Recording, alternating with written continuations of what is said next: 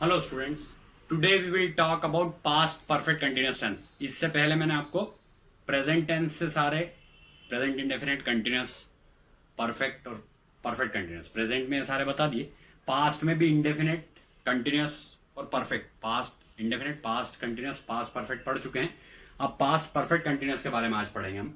Past perfect continuous tense की पहचान हिंदी में, जो हिंदी वाक्यों में इसकी पहचान होती है वो होती है रहा था, रही थी, रहे थे से वाक्यों का अंत होता है और साथ में इसमें निश्चित समयावधि या अनिश्चित समयावधि भी होती है।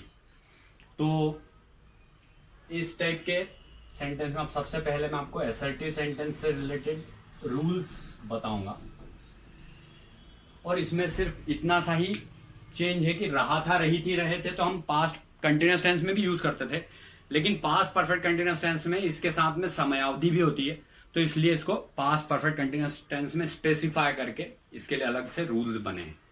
तो इसमें असर्टिव सेंटेंस अगर हम बनाते हैं तो इसमें सारे सब्जेक्ट्स, ऑल सब्जेक्ट्स के साथ में हम हैड यूज करते हैं,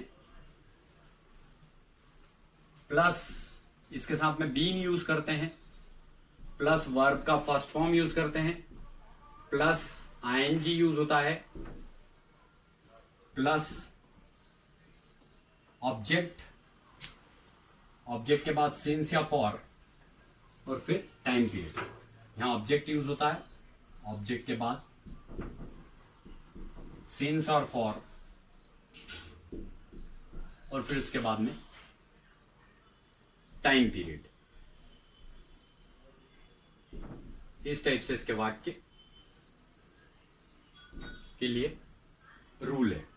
ये असर्टिव सेंटेंस के लिए मैंने बताया आपको। तो जैसे सपोज इसमें हम सेंटेंस बनाते हैं कि हम 2 घंटे से फुटबॉल खेल रहे थे, रहे थे से एंड होगा, हम 2 घंटे से फुटबॉल खेल रहे थे। तो वी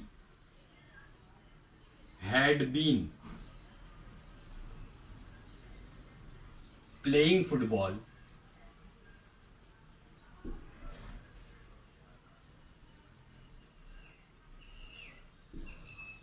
फॉर 2 hours।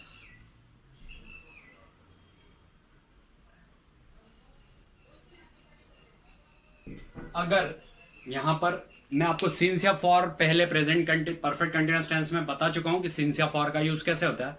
तो सिंस अगर मान लो यहां पे 2 बजे होता, 2 बजे से घड़ी का कोई समय होता या कैलेंडर का कोई महीना होता या कैलेंडर का कोई दिन होता, जैसे सोमवार से या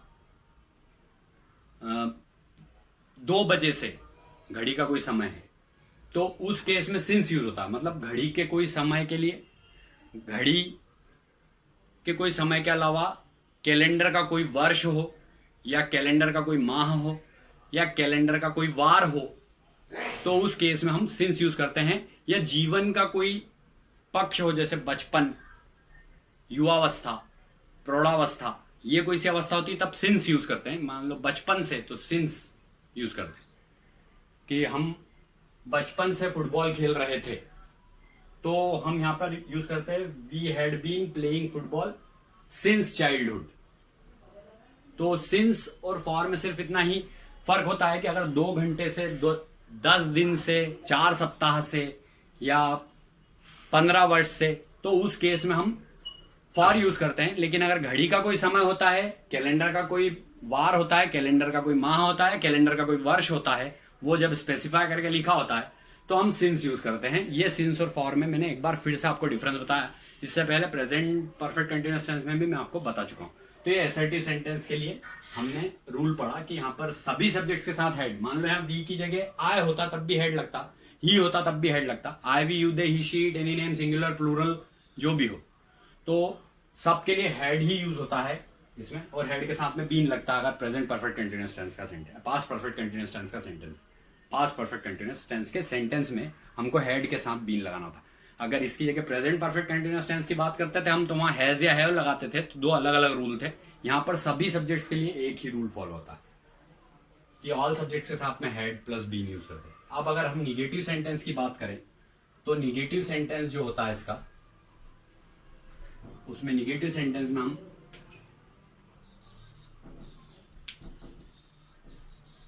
सिर्फ ये चेंज करते हैं कि यहाँ हेड के बाद में नॉट लग जाता है, प्लस बीन। सपोज ये सभी सब्जेक्ट्स के साथ में हेड, फिर हेड के बाद में नॉट, फिर बीन प्लस वर्ब का first form plus ING plus object plus since oblique for plus time period, इस टाइप से इसका सेंटेंस बनता है। तो ये सेंटेंस ऐसा बनता, we had not been playing football for 2 hours। We had यहां पे सिर्फ नॉट लग जाता, ये सेंटेंस ऐसा बनता, we had not been playing football for 2 hours। अब अगर इसके बाद में हम इंटेरोगेटिव सेंटेंस की बात करें, तो इंटेरोगेटिव सेंटेंस में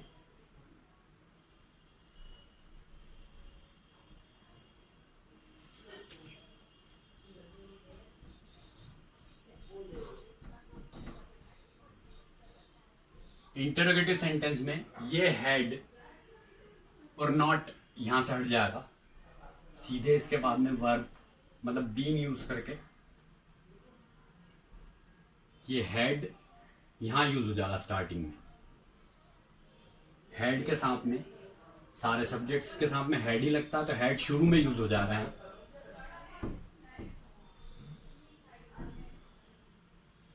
head plus all subjects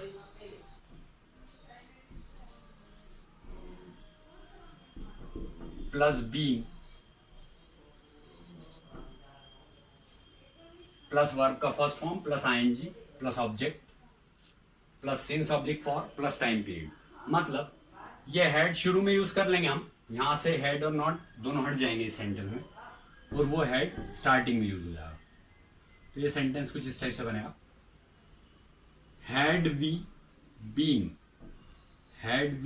been playing football for 2 hours। इसका हिंदी वाक्य कैसा होगा, क्या हम 2 घंटे से फुटबॉल खेल रहे थे, तो had we been playing football for 2 hours।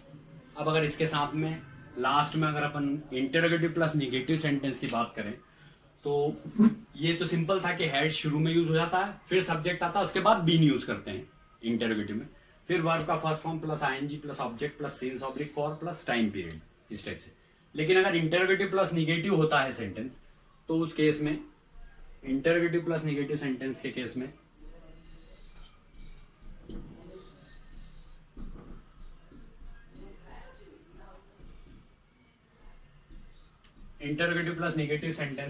Head यहां पर यूज करने के बाद में सभी सब्जेक्ट्स के साथ में हेड शुरू में स्टार्टिंग में यूज करते हैं, मतलब हेड से शुरू करते हैं सेंटेंस को, फिर कोई सब्जेक्ट जो भी हो, I we you they he she it any name singular plural, वो सब्जेक्ट यहां आ जाता है, प्लस नॉट प्लस बीन।